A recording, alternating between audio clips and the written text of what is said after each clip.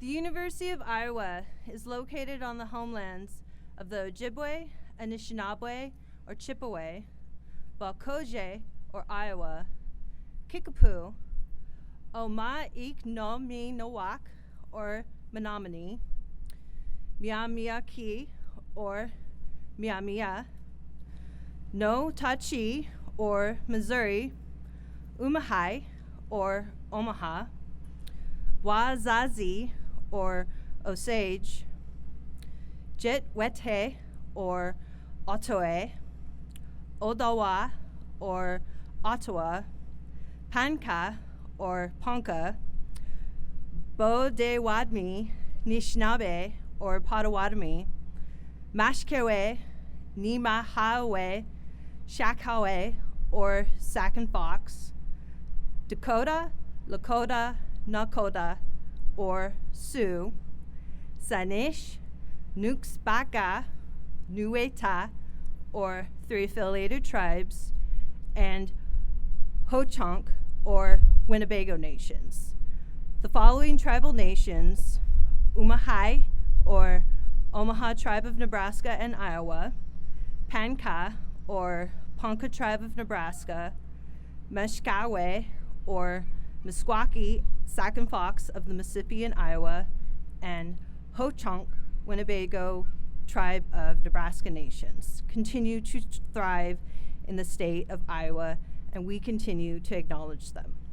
As an academic institution, it is our responsibility to acknowledge the sovereignty and the traditional territories of these tribal nations, the treaties that were used to remove these nations, and the histories of dispossession that have allowed for the growth of this institution since 1847.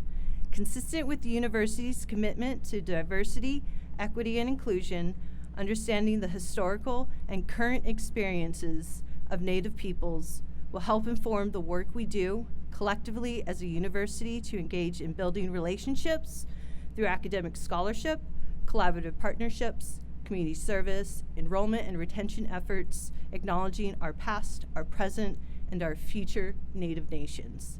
Wado, salamat, shukriat, gracias, thank you.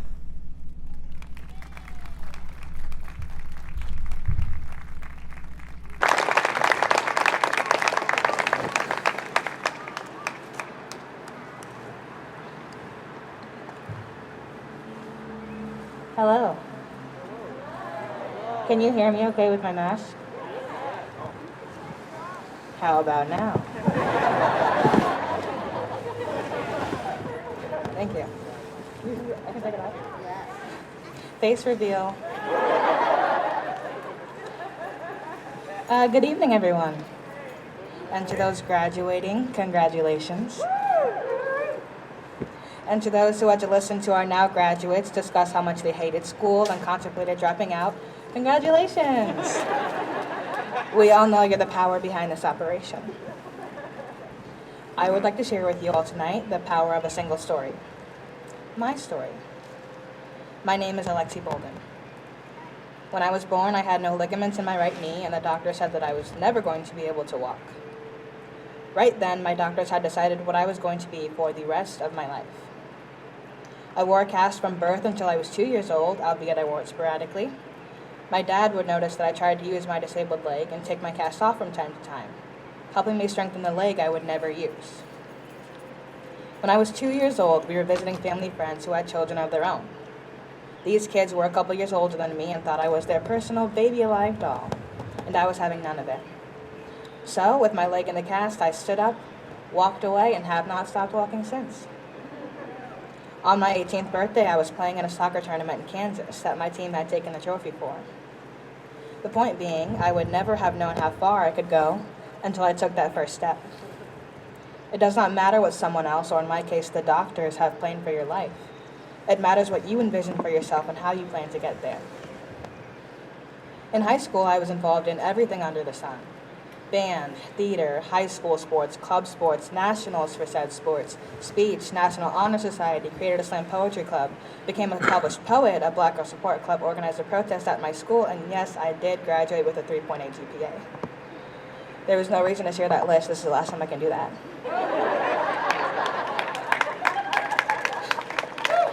Needless to say, I was doing quite a bit, so when the time college applications rolled around, I had no idea what I wanted to declare my major. I shared this with my theater teacher, and she suggested I audition for this scholarship at the Iowa Thespian Festival. The audition would take place in an auditorium in front of every head of acting at every major college in Iowa. So I said why not, and began preparing. I once heard my peers murmuring amongst themselves, why would Alexia audition for this scholarship? She hasn't gotten cast as any leads ever. And they were right. My high school did have a knack for producing plays set in the 1920s and the 1950s, and, well, some sentences finish themselves. These were true statements about me, but I also knew that it was true that I felt at home in front of an audience. I felt at home bringing stories to the stage. So that day, at the Thespian Festival, I auditioned, a ball of nerves. That night, I got a call back from every college department present.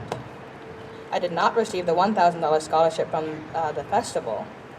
I did receive a first-year full tuition scholarship from the University of Iowa Theater Department. I am not what other people see me as. I am what I want for myself. A year ago, I, like everyone here, was in a lockdown, facing the future of my senior year at the University of Iowa. During this time period, I had a lot of time to think. What am I going to do after college? How will I make sure that I am happy and setting myself up for success?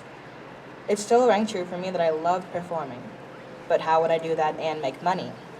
How would I be sure I would get a role? The world is an uncertain place, and trying to pursue the performing arts made it seem that more uncertain. So I tabled the idea.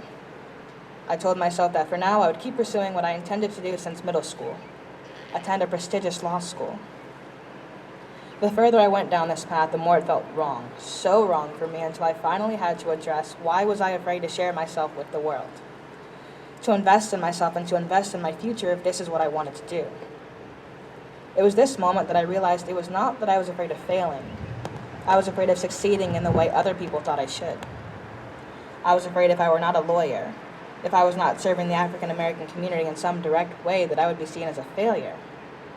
I was afraid of what it meant to listen to myself and know that I would be heading down this performing arts path with only my family to support me.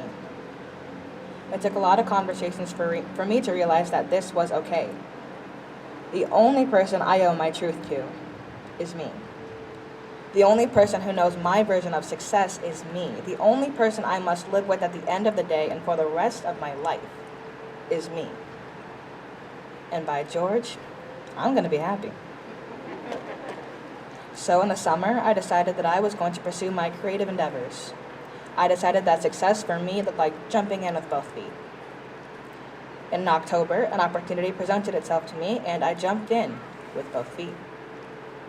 As announced in January, I am one of 4 recipients of a scholarship at the Second City in Chicago, awarded by Saturday Night Live. I like to joke that everything I say is sponsored by SNL, so. The lessons I have learned throughout are my story. Had I not learned that I had to create my own version of success and determine what I needed present in my life, I would not have been able to help others in their journey. After all, isn't that our job as theater makers? To share the truth of a situation, to connect with people, to shine the light on the journey and show others they are not as alone as they think. As theater makers, as creatives, we have a calling to share stories, to inspire, and to change. So graduates, I ask you, how will you share your story? How will you connect with others and inspire positive change? I must say that I know many of you here tonight, and I have no doubt that your stories will inspire change. Other than successfully graduating college during a pandemic, I have seen you all define success for yourself throughout the years of this institution. The light in you, the determination, and the story you have yet to live is there. It is present, waiting for you to claim it, to step into who you are and who you are meant to be. So as I close tonight, I want to say to Anthony, to Genevieve, Sterling, Annie, Juniper, Melanie, Brilliant, Amy, Ayla, Kyle, Emily, Brandon, Alexis, Rachel, Angelique, Jeevani, Brett, Alexis, Travis, Aaron, Rebecca. As we graduate as undergrads from the University of Iowa, we have each gained a part in one another's stories. We will move on to different corners of the world, and when our stories meet again, I know the world will be a better place. Thank you.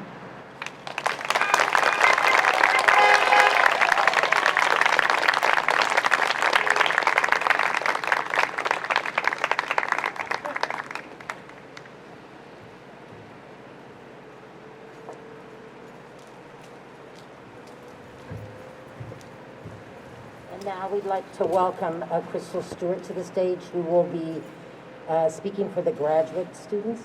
Crystal?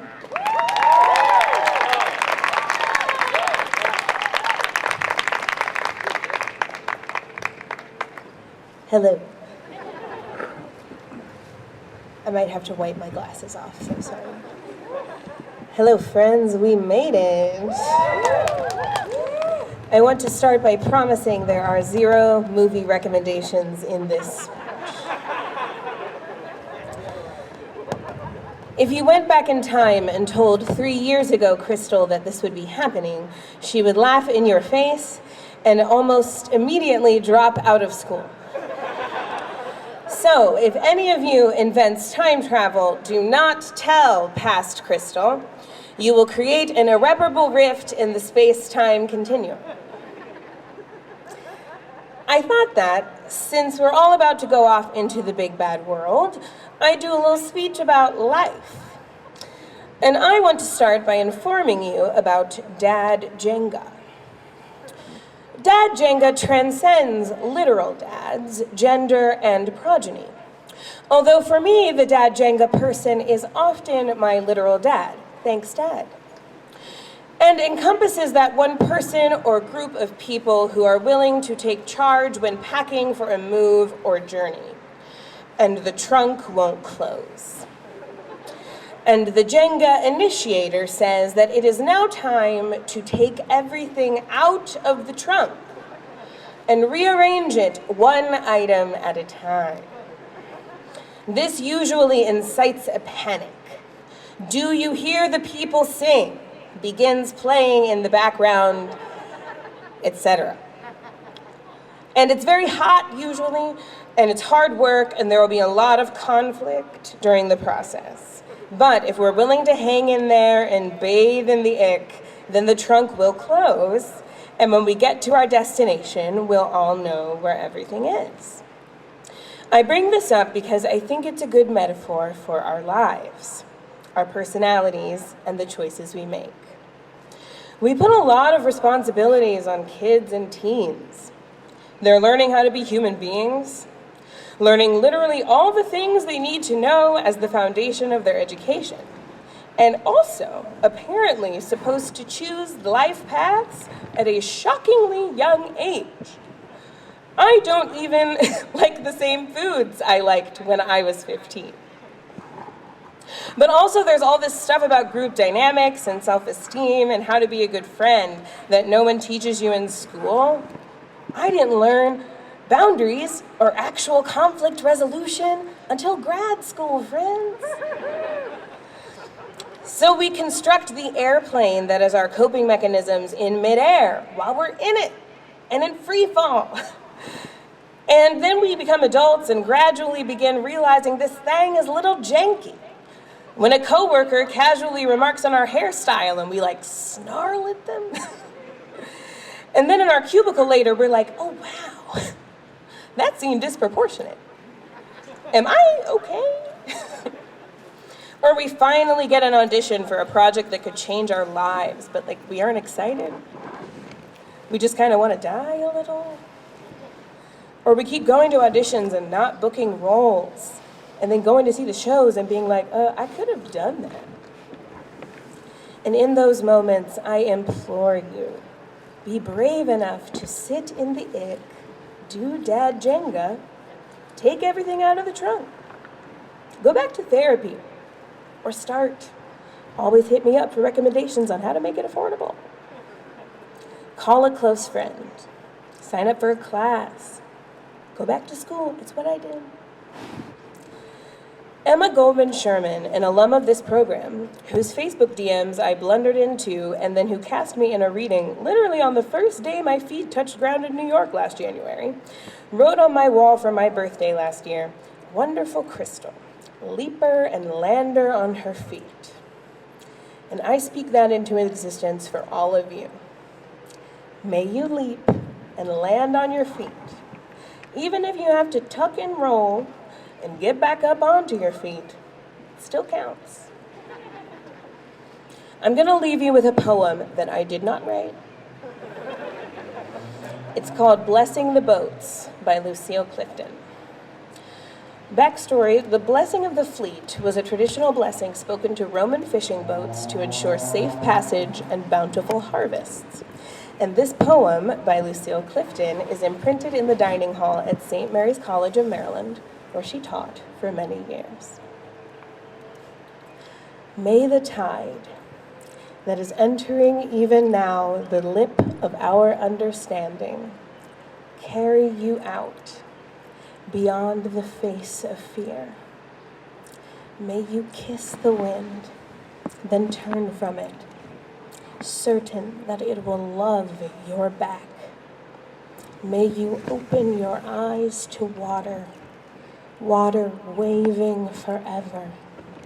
And may you, in your innocence, sail through this to that.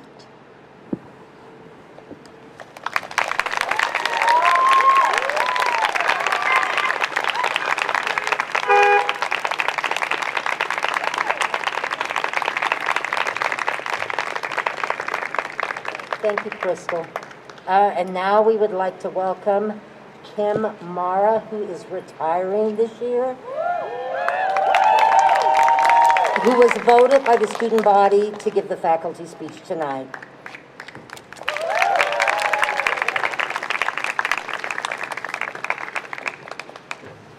What's that?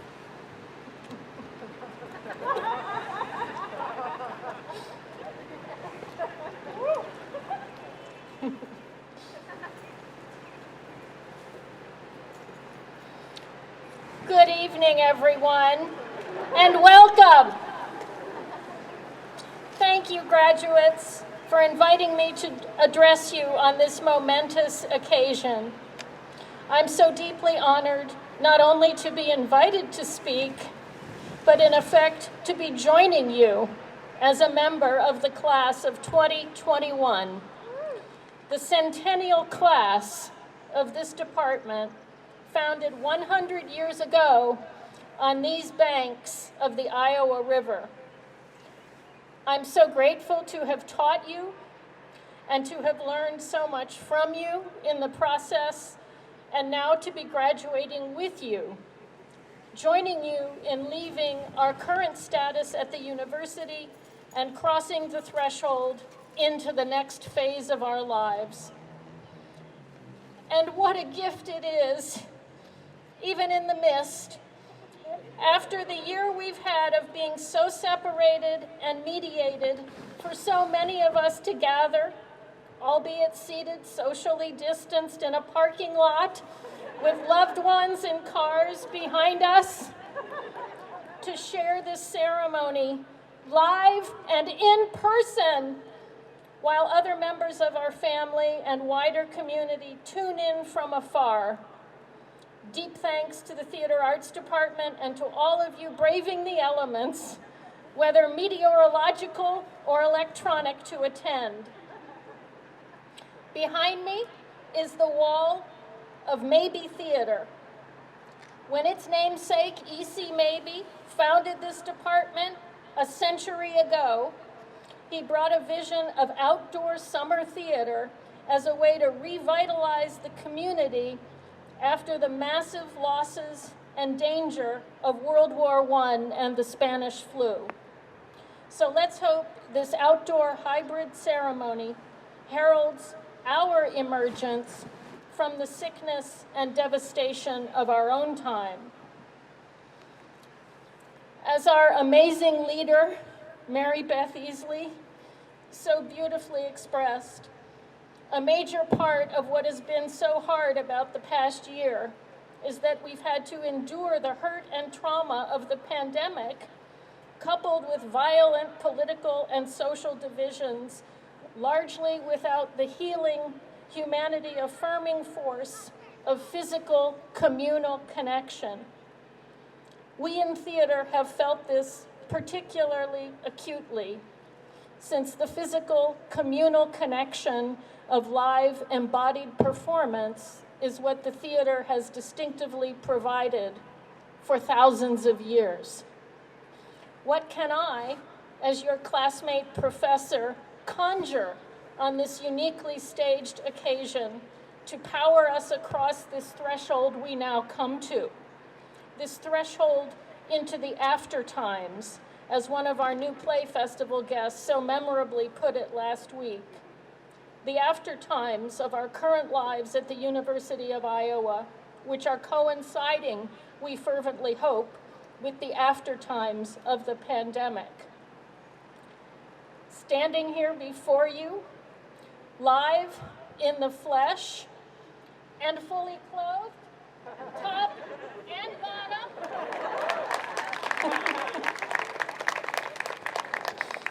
Let me leave you with a parting infusion of my passion for theater history, or more precisely, history through the theater. This has been so achingly hard to convey for the past 3 semesters of having to pre-record lectures through a small screen in the presence of only a desk lamp. Doing this has left me simultaneously depleted and bursting with desire for connection with all of you students sitting out there in this makeshift outdoor auditorium. But don't worry, I'm not about to launch into a 50-minute lecture. I just want to take a few minutes to revel in the shared liveness we have so missed in both the theater and the classroom to rekindle our historical work together. At the core of this passion are the ways theatrical performance bodies forth the past into the present, potentially to transform both creators and audience and affect the future. In theater history, we study how plays in different periods did this in their own time and how they might do so again if staged today.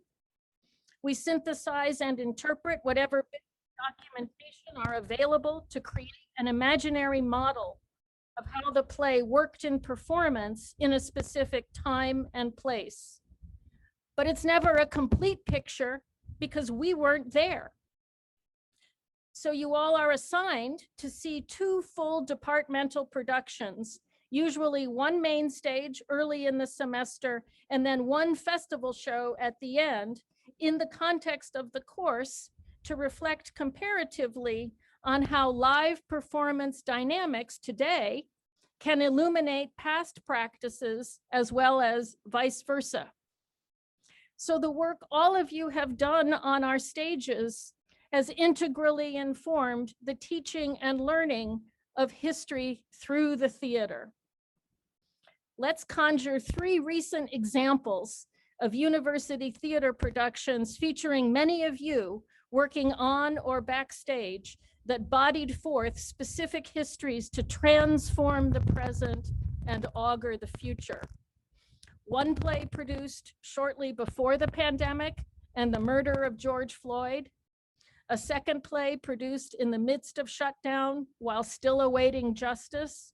And the 3rd produced just a week ago as we began to feel the stirrings of emergence. January 31st, 2020, opening night of Hit the Wall. Ike Holter's play about the 1969 riots at the Stonewall Inn in Greenwich Village that sparked the modern gay rights movement. The play showcases the often overlooked but crucial roles of people of color and lesbians in the uprising.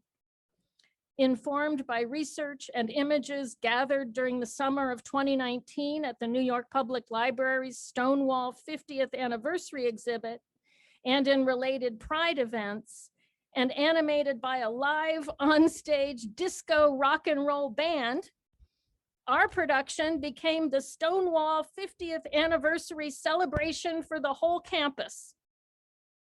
After the standing ovation of a sold-out Maybe Theater audience, 450 strong, we poured into the lobby for a party. More music blared from speakers in the balcony as we danced pressed close together amid balloons and cookies and feather boas galore.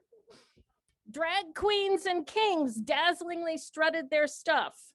There were speeches, not only by the department heads of theater arts and gender, women's, and sexuality studies, but also by the president of the university. What a night.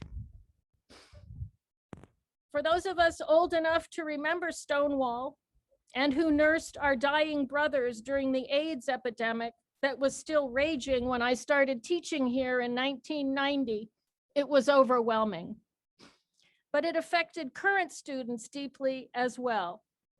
Many of you and your peers shared that you had not heard of Stonewall prior to this production and now had learned about it indelibly through the physical, emotional, and intellectual power of live theatrical performance. Across generations, from mine to yours, we also reveled together in flamboyant defiance of the current backlash against BIPOC, LGBTQ, and women's rights. History indeed bodied forth from the past to move the present as we celebrated our right to be who we are and love who we love.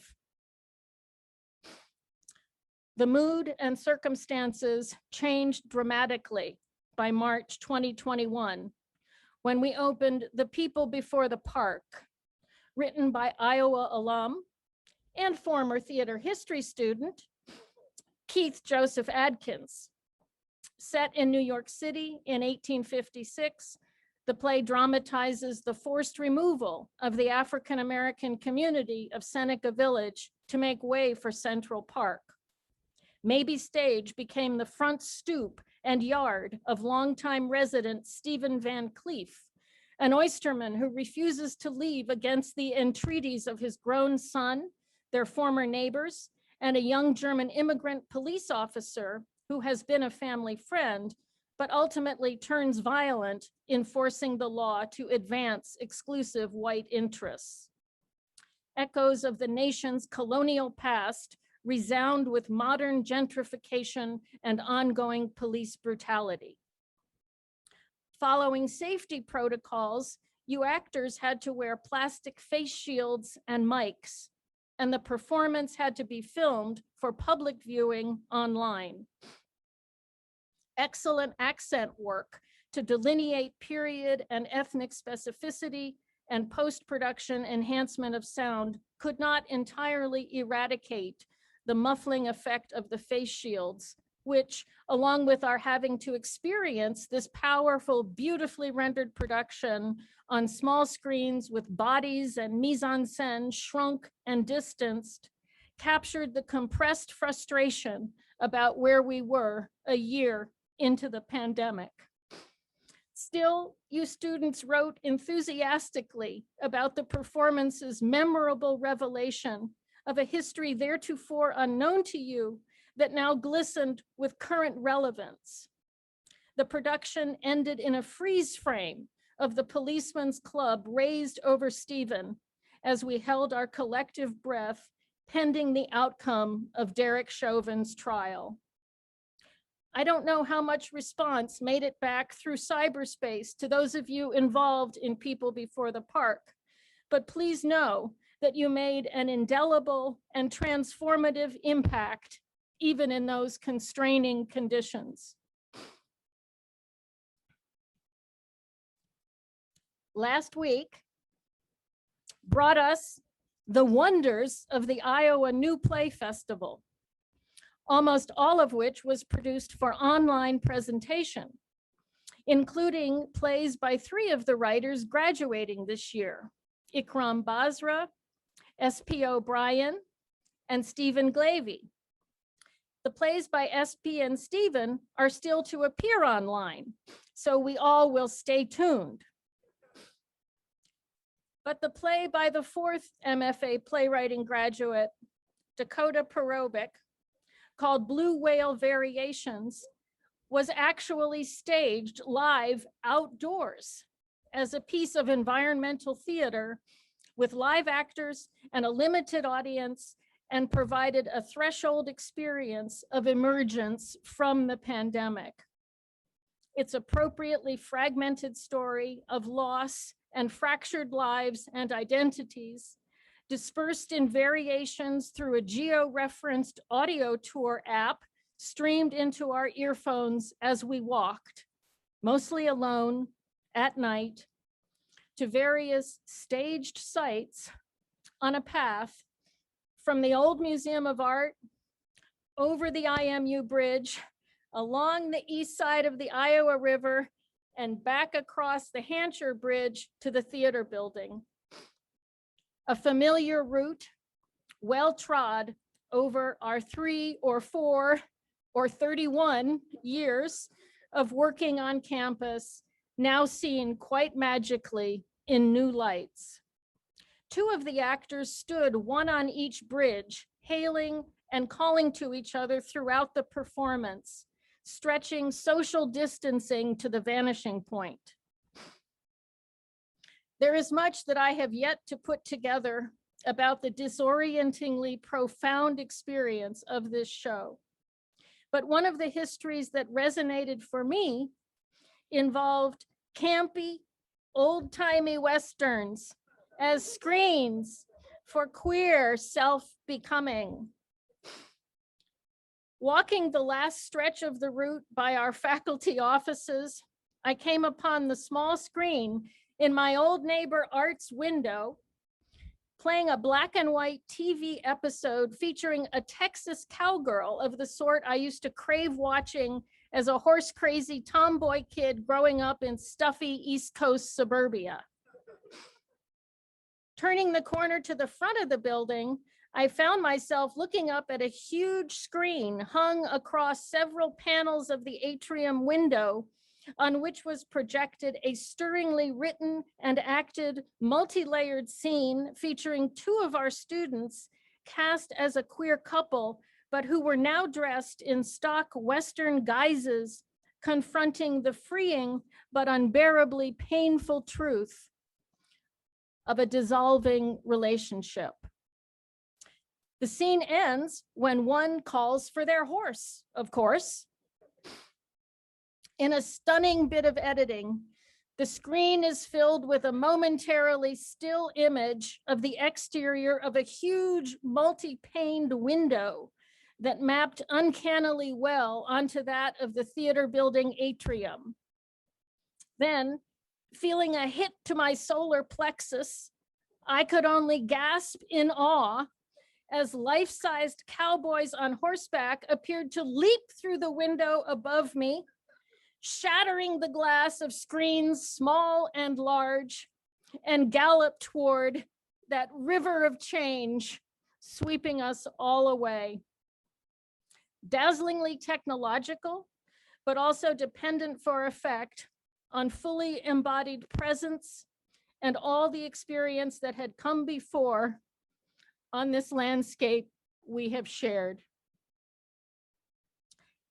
So as we gallop toward new frontiers, may we theater people keep circling back to the live performance that is our physical and spiritual home, cherished all the more because of what we went through here in this place in our centennial graduating year. Thank you and congratulations and virtual hugs to all you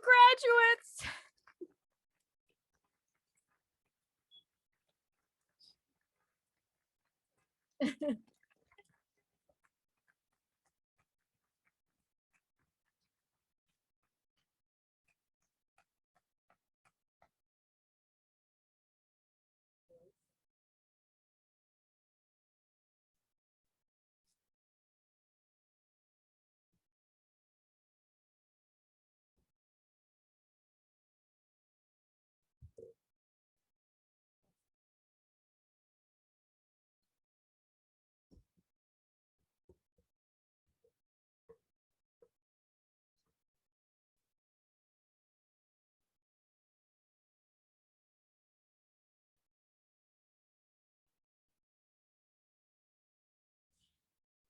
Oops. Good evening. My name is Lois Arthur, and I'm the Director of Undergrad Studies here in the Department of Theater Arts. Madam Chairperson, I now present to you our candidates for the degree of Bachelor of Arts in Theater Arts. Candidates, if you can just come up to the center here and face your public. Alexi Bolden. When entering this department in 2017, Alexi was not sure what to expect, but after her first class with Meredith Alexander, the tears were potent and the passion for theater was deepened. Along with Meredith, Alexi would like to thank the faculty, especially those who have pushed her towards the potential they knew she could unearth. Alexi would also like to thank her family for supporting her passions wherever they may go and providing her a place to grow, learn, love, and be loved.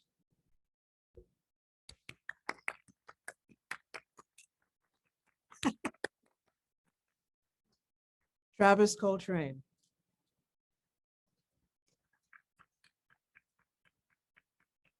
In absentia. Anthony Fernando Davis.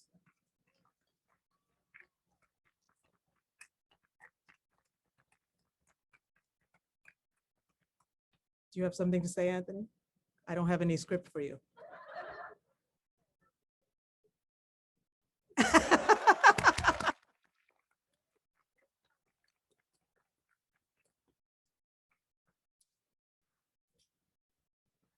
Genevieve Eckler. Genevieve would like to thank the entire department, both faculty and students, for making the theater building her favorite place to be. She would like to give special thanks to Mary Beth Easley, Brian Wynn, and Joe Osseroff for their wisdom and their care. Alexis Healy for always being in her corner, and her family for always making the trek to come out and support her. She loves you all very much. Alexis Healy. Lexi Healy cannot believe how lucky she is to have experienced the University of Iowa Theater Department. The amount she's felt that she's learned and grown throughout her time here is immense, and she will never forget the memories and incredible people she's met along the way.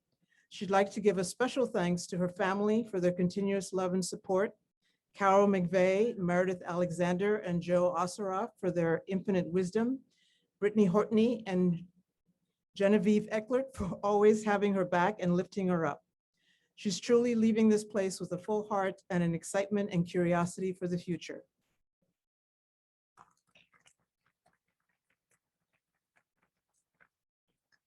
Sterling Eisler.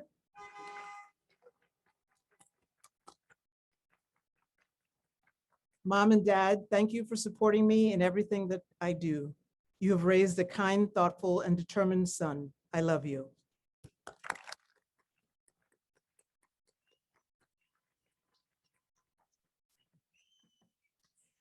And Elisa Amanda Laird.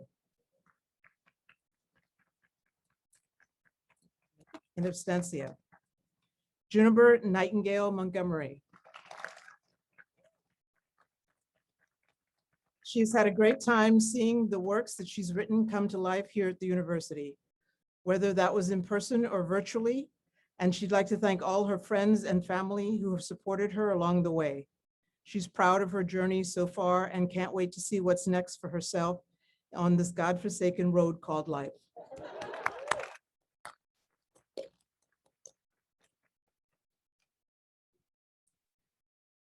Melanie K. Morenz.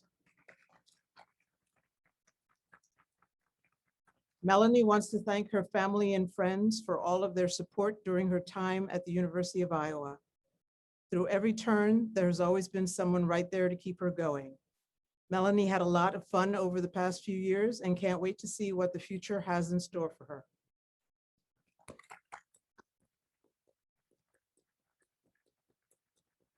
Brillianne Chibel. Brillianne wants to thank so many people, but only has 600 characters. Thank you to her family for supporting her while she was making weird, confusing theater. Thank you to every stage manager she has met in this department for their friendship and willingness to get steak and shake at any hour. A special thank you to the stage management mentors who made her who she is today. Melissa and Brian, thank you. You have significantly changed my life, and I don't know how I'll live without our weekly hangout meetings. We are hugging at the end of the pandemic, and Brian, I better be invited on your boat. I want to thank every single professor, classmate, designer, director, playwright, and person I've ever worked with, but now I've ruined it by passing the word count and speaking in the first person. Thank you for letting me dream and supporting me. I will miss living in the theater building with everyone.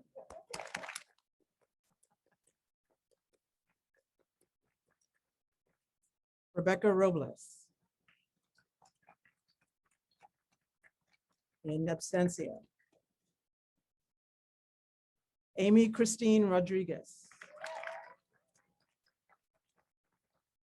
Although it's only been 3 years, I've had the time of my life in the UIowa Theater Department. I am so thankful to all of my professors and instructors, and I am especially grateful to the class of MFA acting students who have become very important mentors to me.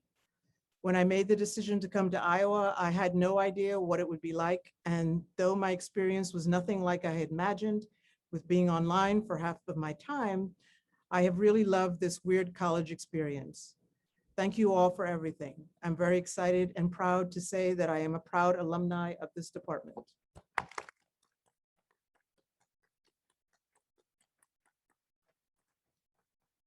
Jeevani Yukti Rodriguez Pudetti.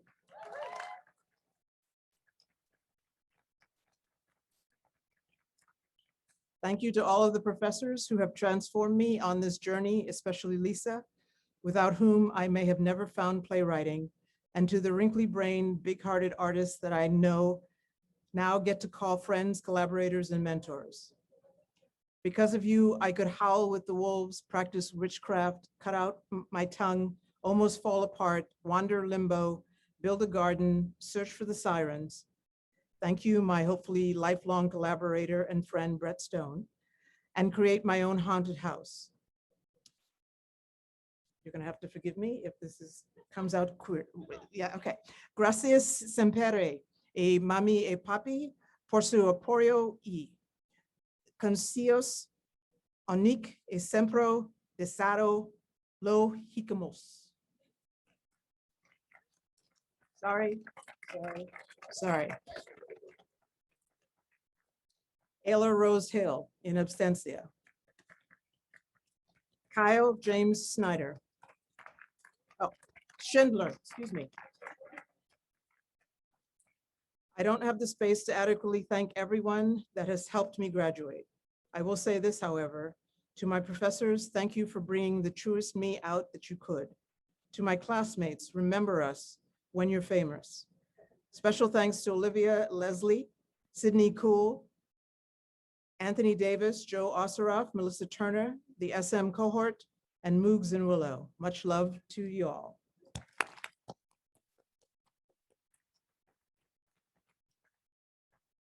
Brett Stone. I am so grateful to all the people who have made my time at the university so amazing. Thank you, Brian and Melissa, for guiding me while I put on my sad little plays. It has meant the world to me.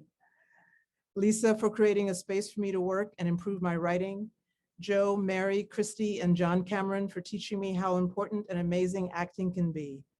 And Megan, thank you so much for everything. You have guided me in life and in theater, and I am forever grateful that I've gotten to learn from you.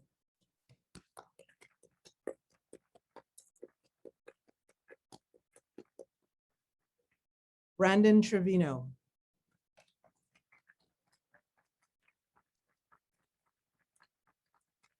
Wow, here we are. The end of a new beginning. That's what's written. It's been a wild ride, but we've only reached the top of this roller coaster.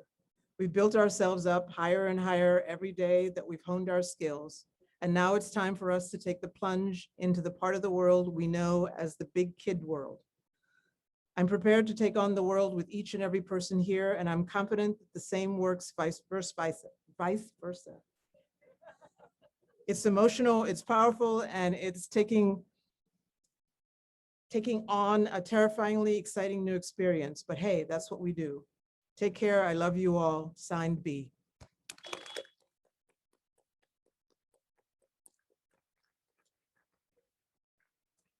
Alexis Dallas Vasilopoulos. Almost. I had it almost.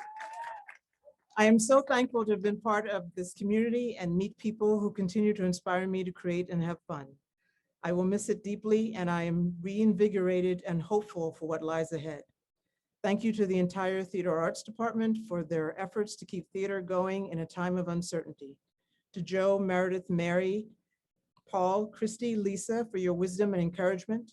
To my friends, I'm continuously amazed by you all, and I can't wait to see what you will do next. And to my family, I love you, Mom, Dad, and Chris. Thank you for your love and support, and here's to new adventures.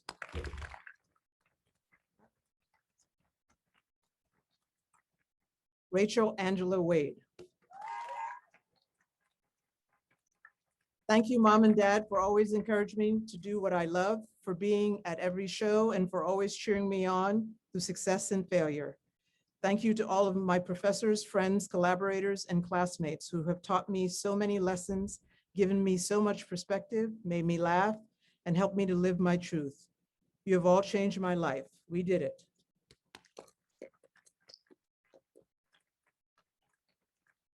Chastity Angelique Williams.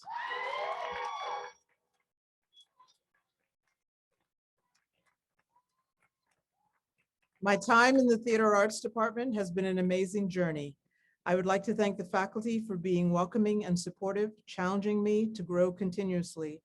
To the many friends I have made in class, on stage, in labs, or just saying hi in the lobby, thank you.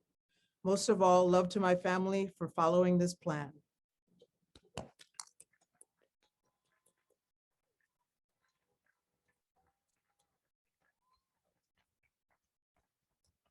Madam Chairman, I now pronounce to you the graduates with the degree of Bachelor of Theater Arts. Congratulations.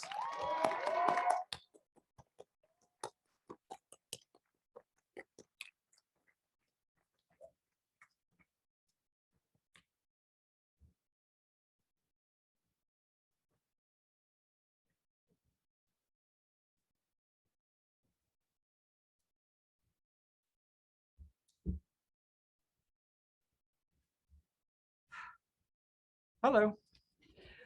My name is Eric Stone. I'm the head of the design program, and this is my first official duty as the incoming director of graduate studies. Thank you, Kim. Whoa. Okay, let's see. Madam Chairperson, I now present to you the candidates with the degree of Masters of Fine Arts in Theater Arts. Nicholas Kozo. Nicholas would like to thank his family, friends, mentors for supporting him on this journey. Their impact of his time here is greater than they could have ever known. Sincerely, thank you.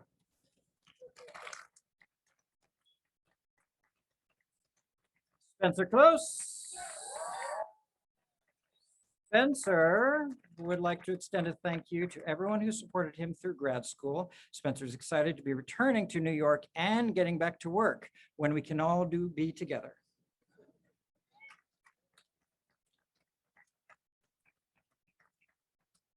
Carrie Easteridge. Woo! I would like to thank my friends, family, cohort, and professors for all their loving guidance. These 3 years have changed my life. Thank you.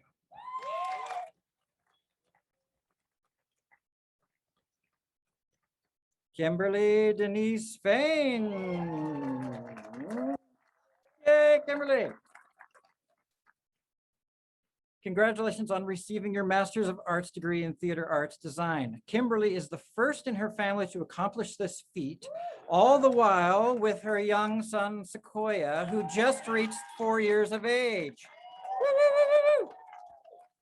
While what drives Kimberly as a designer is the development of our human potential, protecting the sovereignty of every being on this planet and learning from the past and our elders to design a visionary future. These are guiding principles of their life and work. Kimberly would like to thank her mother, Irma, for always pushing her to succeed, and to her son, Sequoia, shine on.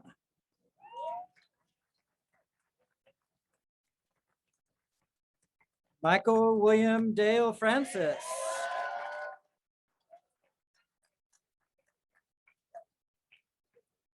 Eternal thanks to Cherise Laurel Nelson Francis, without whom this adventure would have been impossible. The theater has been a reset to us. Go out now and make it anew.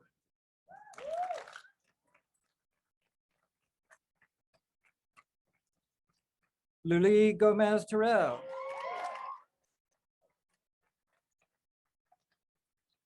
Thank you to everyone who has been part of this journey. Thanks to my acting cohort, faculty, directors, castmates, my students, friends, and my awesome family back home. Lo amo, gracias.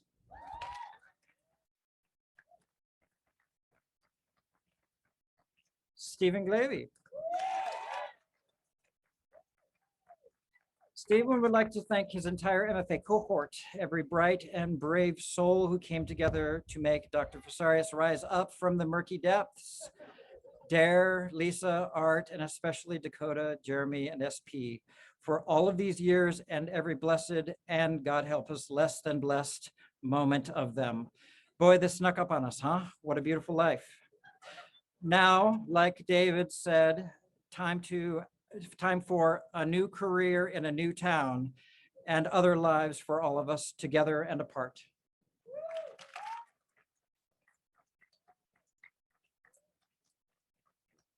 Liat Graff. Woo! Liat would like to thank the faculty and staff and her peers for teaching her what kind of artist she wants to be. Thank you.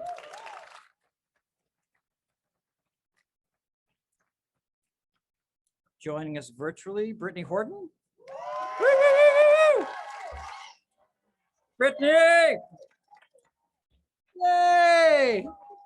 Thank you, God. Thank you, Mom, Dad, Auntie, Uncle, Sean, Zuri, Jr., and in my entire village. Thank you, Daddy Larry, Damien, and to all my ancestors. This is the beginning of so much. Time to soar.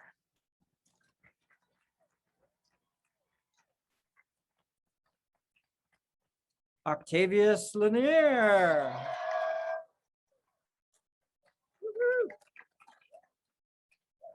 None of this would have been possible without my warrior mom, Leanne Lanier, my sweet grandma, Olivia N. Taylor, who's watching over me, and my phenomenal wife who gave me strength when I was weak, Victoria.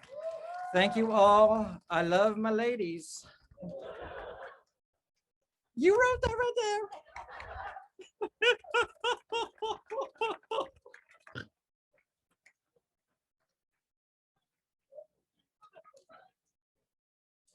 Amy Miller Martin.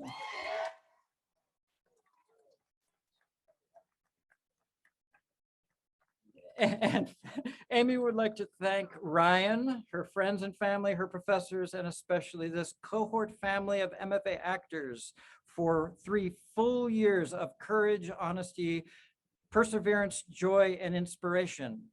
We've made it a long way from the mountain, y'all. Thanks for everything.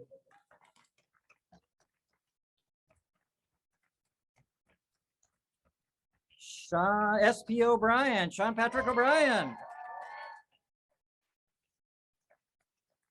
A few people to thank: the Palanquin crew, the Colic crew, all the MFA actors, Kim Mara for teaching me how to teach, Natalie and the rest of wild, wonderful people, and the rest of the wild, wonderful people. Brilliant for being amazing. Ikram, Mary-Jean, Jeremy, Jarek, Emmy, Dakota, and to my guides, Lisa, Art, Dare. Dare, you taught me how to read. Thank you. And to the lovely Liat. Thank you, Liat, for being a friend. And lastly, to the one who rides with me like a demon from station to station, Stephen Glavey. This poor boy from Warwick, Rhode Island has gotten his MFA. Thank you, y'all are baller. End of play.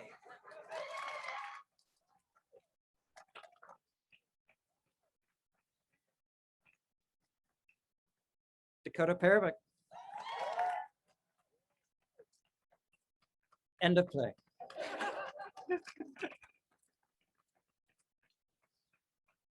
Jennifer Stangreth. Hey, Jennifer.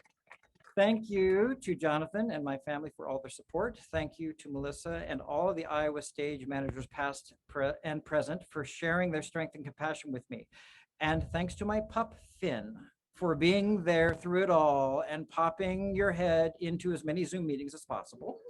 I will be forever grateful for the opportunity to learn and grow with everyone here at Iowa.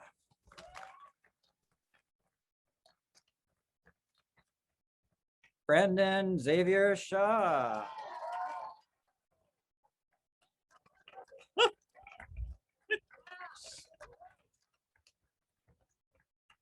The growth I have experienced here at the UI Theater is indescribable.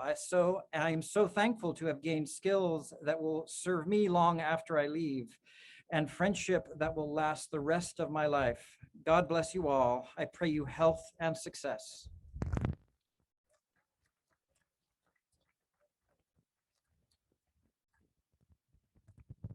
Crystal Marie Stewart.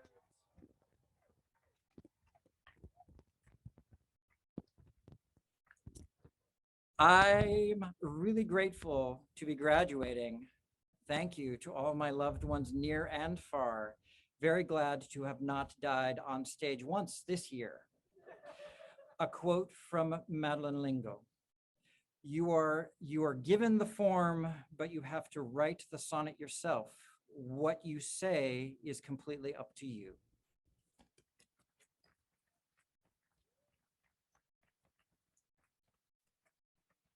And batting cleanup, Stephen Antoine Willis.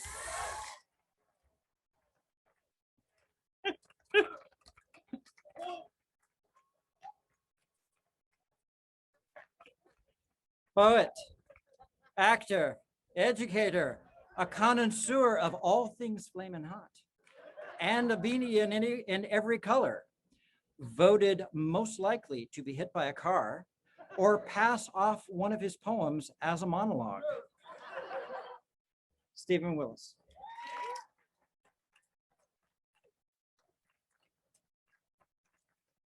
Madam Chairperson, I present to you the graduates of 2021. Congratulations all.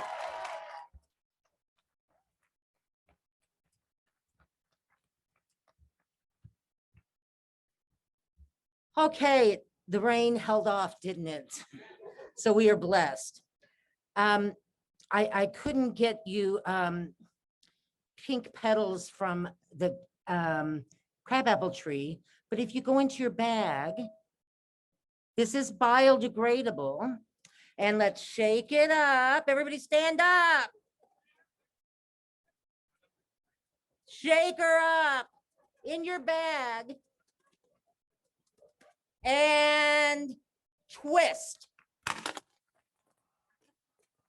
Congratulations.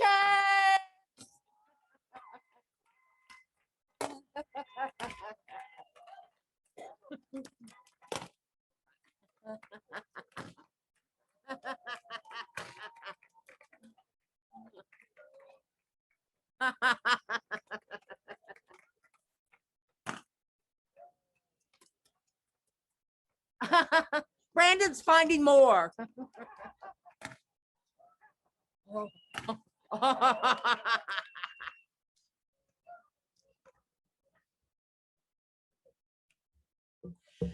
So everyone, thank you so much. We will miss you all terribly. Please come back and see us if you can. And we will follow your careers and your lives. And we know that you will do wonderful things. So happy graduation.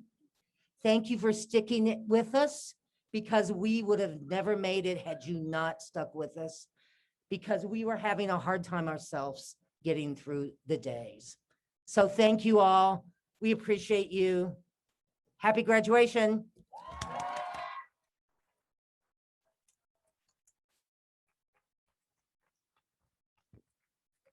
Can I have some of these at home?